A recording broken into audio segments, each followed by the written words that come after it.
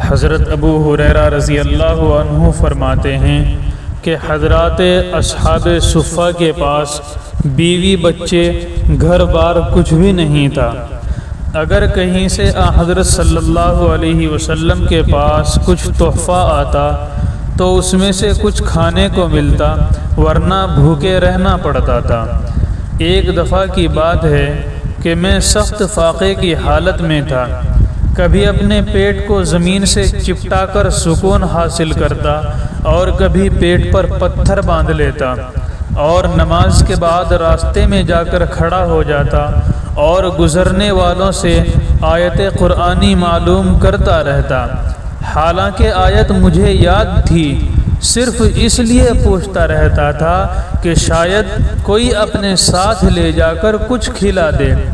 حضرت ابو بکر اور حضرت عمر رضی اللہ عنہما سے بھی یکے بعد دیگر آیت معلوم کرتا رہا، مگر کوئی ساتھ میں نہیں لے گئے۔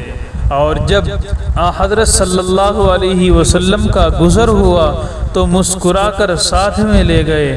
گھر والوں سے معلوم کیا تو ایک پیالہ دودھ کہیں سے آیا ہوا میسر تھا۔ آپ صلی اللہ علیہ وسلم نے مجھے حکم فرمایا کہ جاؤ تمام اصحاب صفہ کو ساتھ میں بلا کر لاؤ۔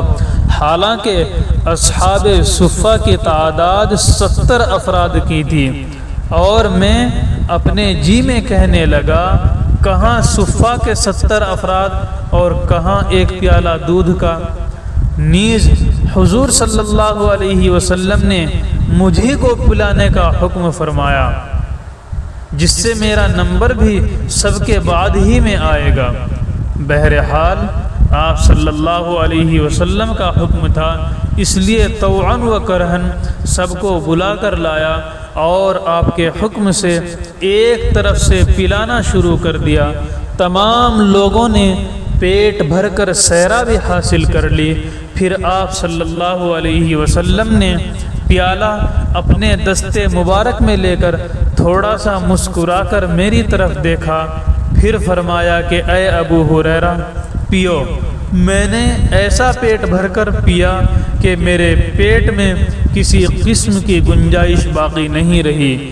اس کے بعد آپ صلی اللہ علیہ وسلم نے اللہ تعالیٰ کی حمد و ثنا کی اور بسم اللہ پڑھ کر تناول فرمایا، حالانکہ پیالہ اپنی جگہ بھرا ہوا تھا۔ یہ آپ صلی اللہ علیہ وسلم کے کمال معجزے کی برکت تھی۔